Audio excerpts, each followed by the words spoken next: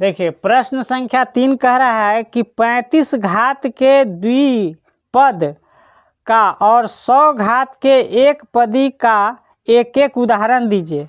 तो आपको यह कह रहा है कि ऐसा जो है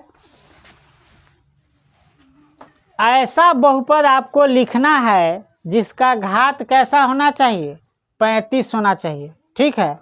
और 2 पद वाला वह संख्या होना चाहिए। क्या पद वाला? 2 पद वाला संख्या होना चाहिए। तो सबसे पहले हम 35 घात का ले रहे हैं, है ना। घात 35 का हम उदाहरण आपको बता रहे हैं।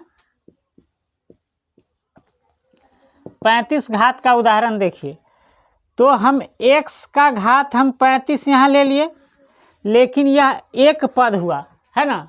तो द्विपद का जो है, द्विपद का आपको उदाहरण देना है तो प्लस में आप कुछ भी दे सकते हैं।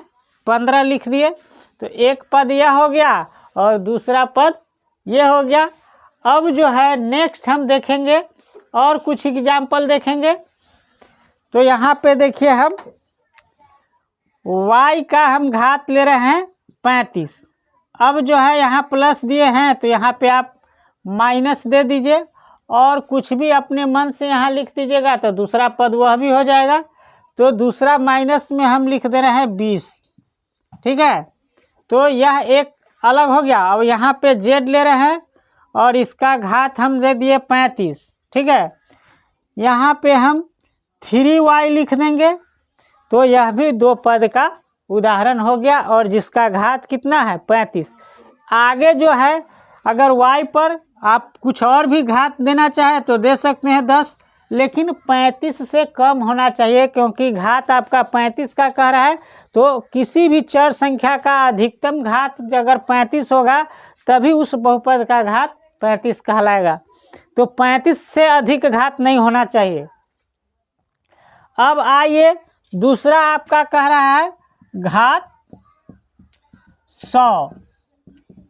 100 घात का एक पद वाला आपसे पूछ रहा है। तो यहाँ तो कुछ भी लिख सकते हैं। x का घात आप 100 लिख दीजिए, y का घात भी आप 100 लिख दीजिए तो एक पद का यह हो जाएगा। या 2 संख्या का लिखिएगा लेकिन गुणा और भाग में रहेगा तो फर्क नहीं पड़ेगा, है ना। जैसे देखिए यहाँ पे yz, यहाँ पे हम yz दे रहे हैं और इसका घात दे रहे हैं 100।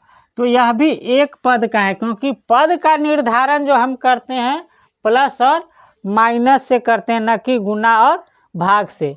तो इस तरह से क्वेश्चन नंबर 3 का भी आंसर मिल जाएगा।